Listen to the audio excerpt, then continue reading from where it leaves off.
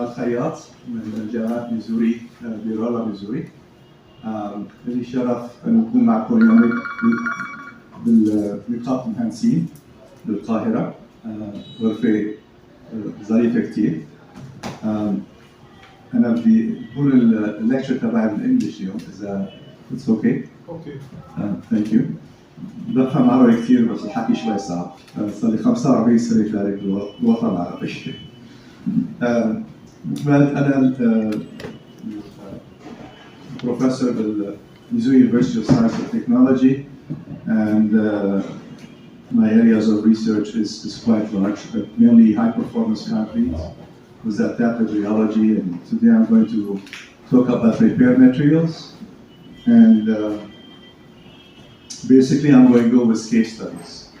I'm going to talk about case studies dealing with the use of fibers for repair of bridges, and use of self-consolidating concrete for repair of what did you say? Infrastructure.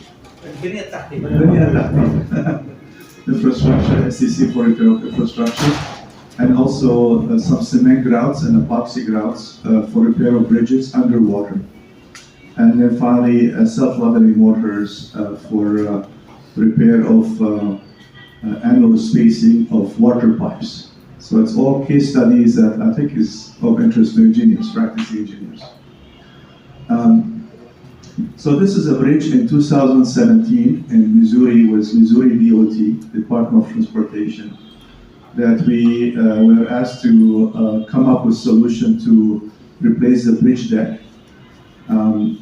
We have some information about the bridge deck. This is a highway, and then we have the main the abutment walls, and we have a central pier, and this is continuous. So you would expect to have two spans, precast girders, pre-stressed precast girders. One of them is 38 meters, and the other one is 41 meters.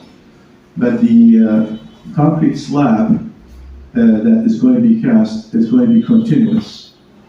So as you would expect, you will have some negative moment here, a loss of stresses.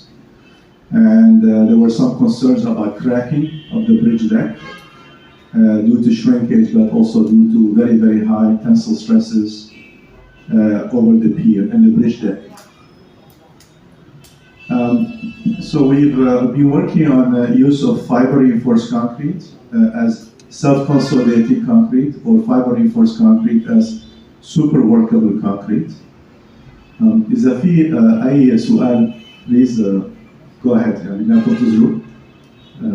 This is your lecture, so I'll be happy to take questions.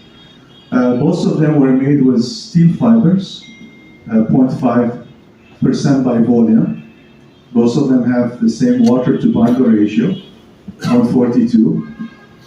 Combination of Portland cement in this case, and 25% slag cement, 5% silica fuel.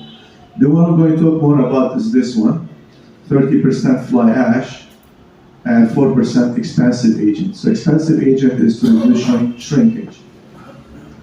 Coarse aggregate, 12.5 millimeter. This is in the US, we need freezing and thawing, so there's 7% air. And the slump flow is quite high, 500 to 550.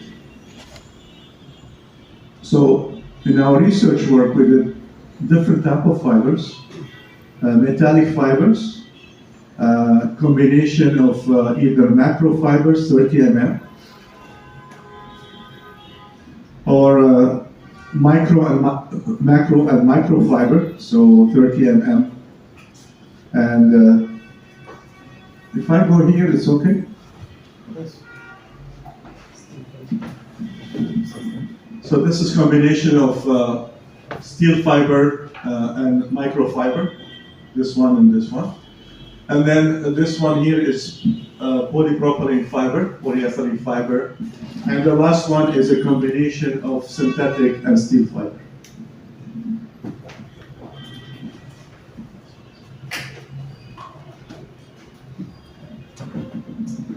So here we have the 4-point bending, flexural members with 4-point bending, and you're looking at the load versus deflection, central deflection.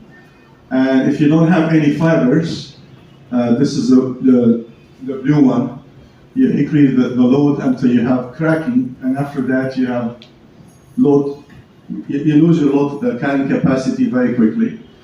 And if you have some synthetic fibers, like here in this color, you lose load carrying capacity, but you can sustain maybe 20–30% of the load for a lot of deformation. So it's ductile, but it really, to build ductility and strain hardening, you have to use steel fibers. So all of these are steel fibers, and you have combination of either macro fibers or macro fibers. So the one I'm going to use later in that job repair is the one that has this one here. ST, steel fiber macro fiber, 30 millimeter, and steel fiber microfiber, 30 millimeter. 1%, oh no, 0.25, 0.25.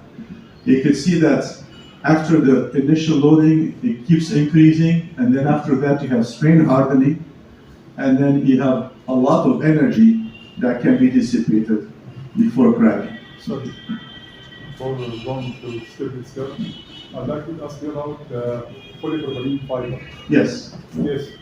This curve shows that polypropylene fiber increases the ductility. This one here. Yes. Increases the ductility. Yes. Yes. But I tested it. Polypropylene didn't increase the ductility. Also decrease the plastic shrinkage. Yes. Plastic crack. Yes. Okay. But I used the polypropylene was 0.5 and 1%, 1.5%. Didn't increase the ductility. Yeah. Why? Yeah, the polypropylene fibers. But here, in this curve, you showed me. Yeah, This curve increases the ductility. Yeah. So I mean, so it's this curve, right? Yes. So it does not go all the way back to zero. It carries some weight. So it's a significant increase. It is. Why? I tested it, but polypropylene didn't increase the. Was the length very short or was it long? Short. That's why. You need to anchor it. It needs to be long because it slips. Yes, so, I know. Yeah. I know.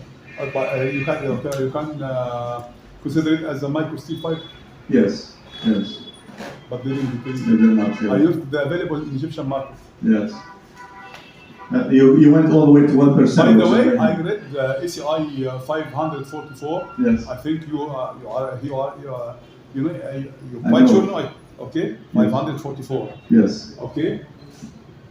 Mentions that polypropylene didn't increase the strength or the ductility or used only for plastic shrinkage. Yes. If they are short at 0.1, 0.2%, you only use that small percentage to control plastic. But they didn't mention anything about increasing the ductility or the strength, as I remember. Yes, you're right. Strength is not increased.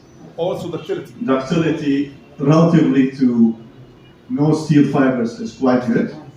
But relative to steel fibers. Yes, steel fiber, yes, I agree with you. Increase the ductility and the strength. Yes. Quite sure, without any discussion. Yes. Because I made a comparison between polypropylene and steel fiber. Yes. No, you're right. It's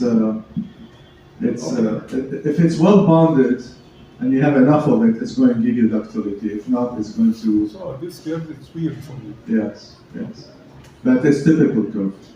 Okay. I've seen this curve since I was a PhD student because I've done fibers since then. Okay. Yes, sir. So you can do some structural behavior also for flexure beams and look at the effect of different fibers.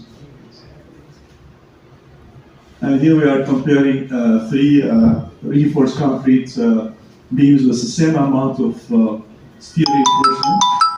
So we have the SCC mixture in orange, and then we have in blue the SCC mixture with a steel fiber macro fiber, some expensive agent.